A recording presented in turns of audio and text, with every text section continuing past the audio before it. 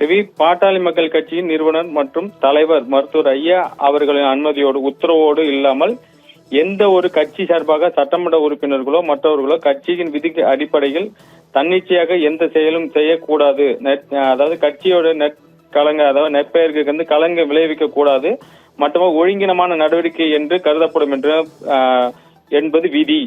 சமீப காலத்தில் பாட்டாளி மக்கள் கட்சியின் 3 சட்டமன்ற உறுப்பினர் சிவகுமார், சதாசிவம், வெங்கடேசன் மூவரும் கட்சி கட்டுப்பாட்டை மீறி செயல்பட்டு வருவதாகவும் சட்டமன்ற கட்சி தலைவர் ஜி.கே. மணி அவர்களின் கட்சியின் தலைமைக்கு கொண்டு வரப்பட்டது. கட்சியின் தலைமை நிர்வாக குழு அதனை ஒழுங்கினை நடவடிக்கையாக பரிசீலித்து அனுப்புவதில் அந்த குழு 3 சட்டமன்ற உறுப்பினர் மற்றும் வழக்கறிஞர் பாலு இவர்கள் செயல்பாடு வந்து தமிழக சட்டப்பேரவை சபாநாயகரை சந்தித்து சட்டமன்ற உறுப்பினர் அருள் அவர்கள் பொய்யான கட்சி அடிப்படை உறுப்பினர் பொறுப்பிலிருந்து நீக்கிவிட்டதாகவும் சொன்னது ஒழுங்கினமான செயல் என்பதை முதற்கட்ட விசாரணை தெரிவிக்கப்பட்டதால் அவர்கள் மீது விரிவான விசாரணை நடத்த வேண்டும் என்பதும் நால்வரும், அதாவது அந்த பாலு உட்பட 4 கட்சி உறுப்பினர் பொறுப்பிலிருந்து தற்காலிகமாக இடைநீக்கம் செய்யப்படுகிறார்கள்.